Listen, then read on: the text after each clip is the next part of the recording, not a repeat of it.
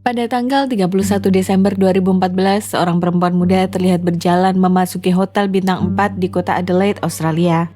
Setelah melewati resepsionis, dia terlihat berjalan menuju ke lift dan ini adalah terakhir kali dia terlihat dalam keadaan hidup. Perempuan ini ditemukan meninggal keesokan harinya di dalam kamar. Ingin tahu apa yang sebenarnya terjadi? Mari kita langsung saja masuk ke pokok cerita video ini. Oh ya teman-teman, sebelum kita mulai, aku mau sharing channel baru bernama Let's Storytime. Singkatnya, channel ini berisi cerita-cerita non-true crime, seperti tragedi atau kejadian yang terjadi di seluruh dunia, cerita menarik dan unik lainnya. Jangan lupa untuk subscribe dan bantu channel baru ini untuk berkembang. Sebelum dan sesudahnya, aku ucapkan banyak terima kasih.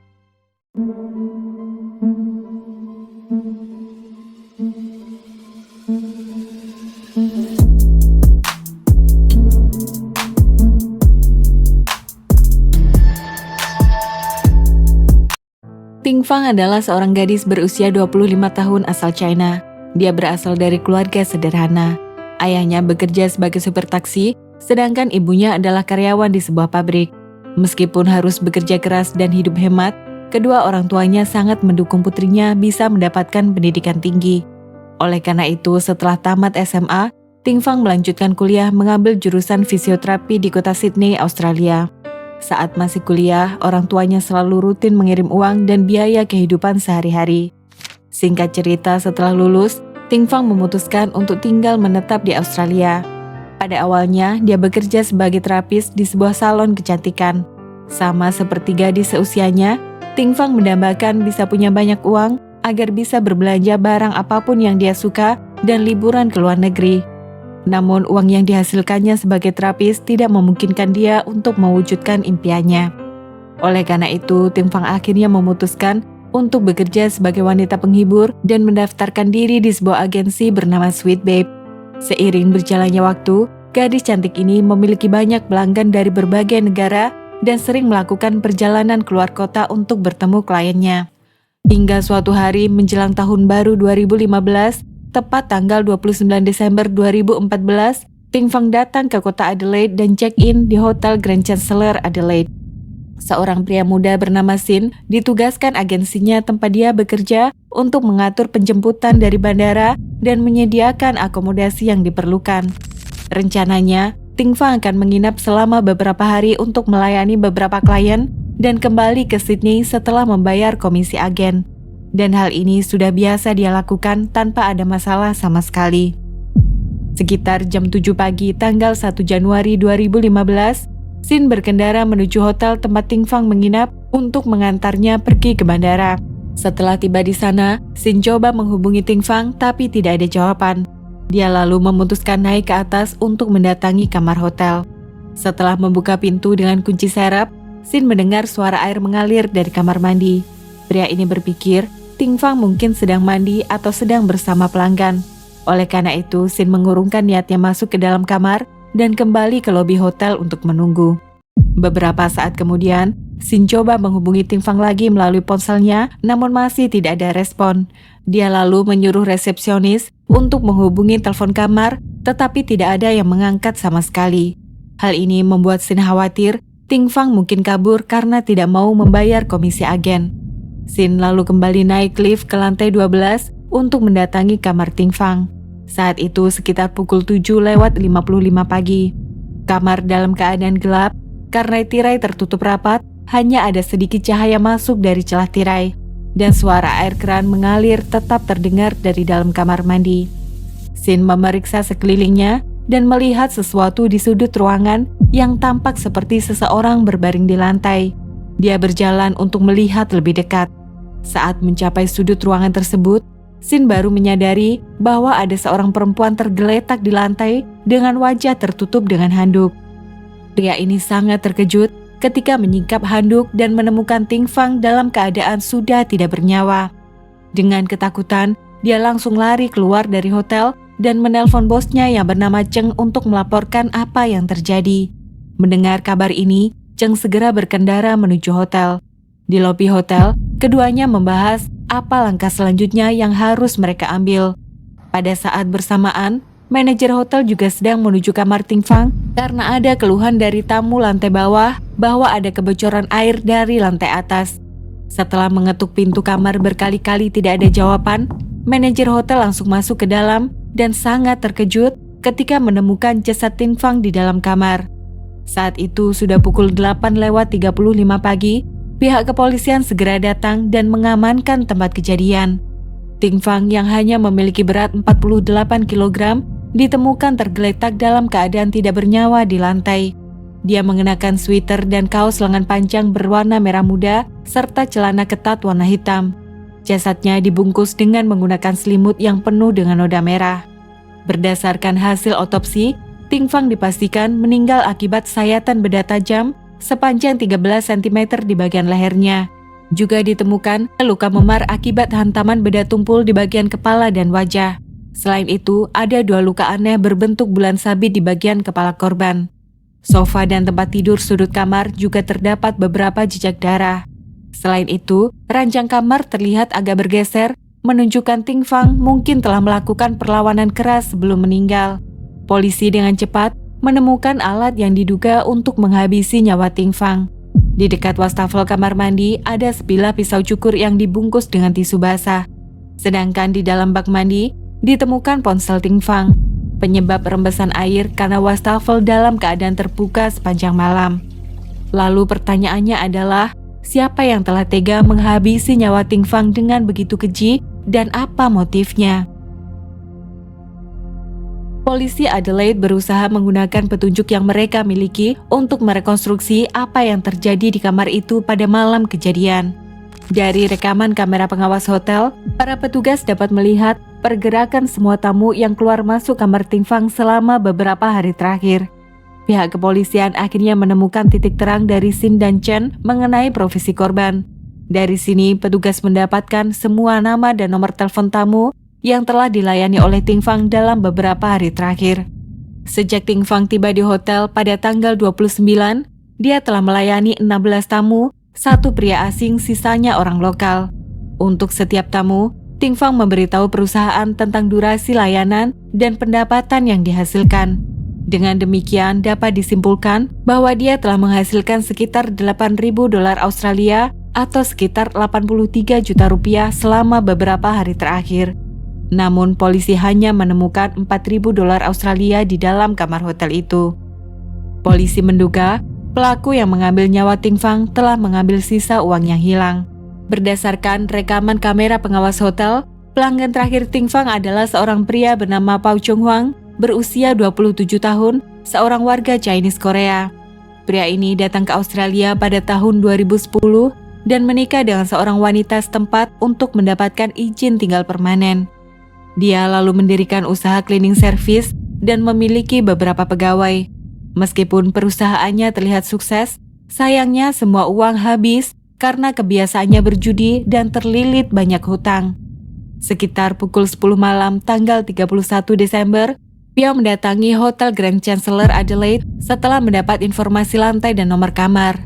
Pada pukul 10:40 malam, Ting Fang mengirim pesan pada Sin untuk menginformasikan bahwa Piao berencana menambah layanan selama 1 jam. Sin langsung setuju, tetapi beberapa menit kemudian, dia menerima pesan baru dari Ting Fang yang memberitahu bahwa Piao berubah pikiran dan ingin membokingnya sampai pagi. Setelah mendapat informasi itu, Sin langsung membatalkan 2 pelanggan lain yang sudah dijadwalkan datang ke hotel. Biasanya, tarif booking per malam sebesar 1.500 dolar Australia atau sekitar 16 juta rupiah. Tetapi Piao janji akan membayar 2.100 dolar Australia atau sekitar 22 juta rupiah. Ting Fang tentu saja sangat senang karena akan mendapatkan lebih banyak uang. Pada malam itu, Ting Fang terus berkomunikasi dengan Sin dan beberapa teman lainnya. Sin yang saat itu berada di sebuah perayaan tahun baru di daerah sekitar, mengingatkan Ting Fang bahwa dia akan menjemputnya besok pagi-pagi lalu mengantarkannya ke bandara untuk kembali pulang ke Sydney. Pada pukul 12:06 tengah malam, mereka saling mengucapkan selamat tahun baru melalui pesan singkat. Pukul 12:14 tengah malam, Ting Fang mengucapkan selamat tahun baru kepada Pan Hui, salah satu temannya, dan bertanya di mana dia berada. Pan Hui menjawab bahwa dia sedang istirahat di rumah karena malas pergi kemana-mana. Setelah mendapat balasan itu, Ting Fang berhenti mengirim pesan sama sekali. Lalu menurut rekaman kamera pengawas pada pukul 12:34 dini hari, Piao terlihat tergesa-gesa meninggalkan hotel. Setelah dia pergi, tidak ada seorang pun yang datang memasuki kamar itu hingga pukul 7 pagi sampai Sin datang menjemput. Dengan fakta ini, Piao langsung dijadikan tersangka utama dalam kasus ini. Pada malam tanggal 1 Januari setelah pukul 11 malam, polisi mendatangi rumah Piao di pinggiran barat Adelaide. Dia tinggal di sana dengan istri dan anak laki-laki yang masih berusia 8 bulan. Ketika polisi tiba di sana, keluarganya sudah tidur. Piao menunjukkan sikap tenang saat diinterogasi. Selama 2,5 jam penggeledahan, polisi tidak menemukan pakaian dan sepatu yang dikenakan Piao dalam rekaman kamera pengawas hotel. Dan semua rekaman percakapan antara dia dan Ting Fang telah dihapus dari ponselnya. Piao mengaku pada polisi bahwa dia memang sempat bertemu Ting Fang pada malam itu, tetapi dia bukan pelanggan terakhir. Ting Fang mengaku padanya bahwa ada 2 pelanggan lain yang harus dia layani. Oleh karena itu, Piao mengaku pergi meninggalkan hotel dan tidak mengetahui apa yang terjadi selanjutnya. Dari hasil penggeledahan, polisi menemukan uang sebanyak $1.250 Australia atau sekitar 13 juta rupiah di dalam dompetnya. Setelah wawancara selesai, petugas mengambil contoh DNA dari mulut Piao dan pergi dengan menyita ponsel, pakaian, dan uang tunai yang ditemukan. Meskipun gerak-gerik Piao sangat mencurigakan, tapi tidak ada bukti langsung yang bisa membuktikan dia pelaku yang telah menghabisi nyawa korban. Polisi kemudian fokus pada pemeriksaan jenazah dengan harapan dapat menemukan petunjuk langsung. Di tempat kejadian perkara, juga ditemukan salah satu hak tinggi milik Ting Fang berlumuran darah. Pemeriksaan forensik menginformasikan bahwa luka yang berbentuk bulan sapi di bagian kepala ternyata berasal dari tumit sepatu hak tinggi itu. Selain itu, di sol sepatu ditemukan sidik jari orang tidak dikenal. Sayangnya, pihak kepolisian tidak menemukan kecocokan sidik jari dalam database mereka. Pada tanggal 10 Januari, Piao dipanggil datang ke kantor polisi untuk memberikan sampel sidik jari dan pemeriksaan lebih lanjut. Hasilnya langsung keluar dengan cepat dan dari hasil identifikasi, sidik jari pria ini ternyata sama dengan sidik jari yang ditemukan pada sol sepatu milik Ting Fang. Meskipun dihadapkan dengan bukti tersebut, Piao tetap tenang dan bersikeras bahwa sidik jarinya ada di sol sepatu karena dia membantu Ting Fang melepaskan sepatu. Namun, penjelasan tersebut dianggap tidak masuk akal oleh polisi karena posisi sidik jari tidak menunjukkan posisi sebagaimana seharusnya. Sekitar pukul 12 siang, polisi resmi menahan Piao atas tuduhan telah mengambil nyawa orang dan memberitahu dia tentang hak-haknya. Piao yang awalnya bersikap tenang mulai menolak menjawab pertanyaan lebih lanjut dan tetap bersikeras bahwa dia tidak bersalah sama sekali. Namun, meskipun begitu, polisi perlu mengumpulkan bukti tambahan untuk membawa kasus ini ke pengadilan. Pada hari sebelum janji temu dengan Ting Fang, polisi menemukan bahwa pria ini menggadaikan mobil Volkswagen warna putih miliknya dan mengantongi uang sebanyak $8.000 Australia atau sekitar 83 juta rupiah. Polisi segera menemukan mobil itu dan di bagian pintu pengemudi didapati beberapa pisau cukur yang persis sama dengan pisau cukur yang ditemukan di tempat kejadian perkara. Dan dalam waktu kurang dari 24 jam, semua uang hasil gadai mobil itu ludes di meja judi. Dan saat itu, Piao sebenarnya sedang dikejar-kejar orang yang sedang menagih hutang. Jadi, saat membooking jasa wanita penghibur, pria ini tidak memiliki uang sama sekali. Dia diduga memang sengaja ingin merampok uang korban. Bukti pendukung lain, polisi menemukan uang sebanyak $1.250 Australia saat melakukan penggeledahan di rumahnya dan bukti bahwa Piao pernah mentransfer uang ke rekening tabungannya sebanyak $1.000 Australia melalui mesin ATM. Berikut hasil reka ulang polisi mengenai apa yang terjadi. Setelah selesai berhubungan, Piao diduga memberitahu Ting Fang bahwa dia perlu pergi ke ATM untuk mengambil uang. Saat Ting Fang siap-siap untuk pergi mengikutinya dan membungkuk untuk memakai sepatu, Piao kemungkinan besar mengambil salah satu hak tinggi dan menyerang korban di bagian kepala. Ting Fang diduga sempat melawan, namun tidak bisa berbuat apa-apa. Setelah membuat korban tidak berdaya, Piao lalu mengeluarkan pisau cukur yang sudah dia siapkan untuk mengambil nyawa korban. Skenario lain digambarkan bahwa Piao kemungkinan besar tertangkap basah mencuri uang saat Ting Fang keluar dari kamar mandi. Mereka berdua lalu bertengkar hebat dan berujung pada tragedi ini. Setelah kejadian itu, Piao membungkus pisau yang telah digunakan dengan tisu basah bekas dan meletakkannya di wastafel kamar mandi. Tujuan dari tindakannya ini adalah untuk mengaburkan arah penyelidikan polisi karena tisu bekas yang diambilnya dari tong sampah itu memiliki DNA orang lain. Pada tanggal 12 Januari 2015, orang tua dan saudara laki-laki Ting Fang datang ke Australia. Mereka sama sekali tidak tahu bahwa Ting Fang selama ini bekerja sebagai wanita penghibur. Kenyataan ini tentu saja sangat menghancurkan hati mereka, apalagi setelah tahu Ting Fang harus kehilangan nyawanya saat bekerja. Sementara itu, saat sidang dimulai, Piao bersikeras bahwa dia tidak bersalah meski semua bukti tertuju padanya.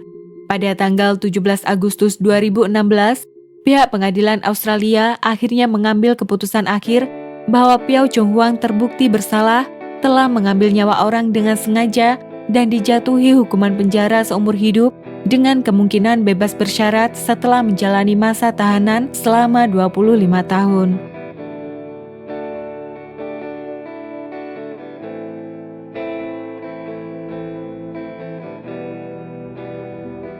Oke everyone, sampai di sini dulu cerita kali ini.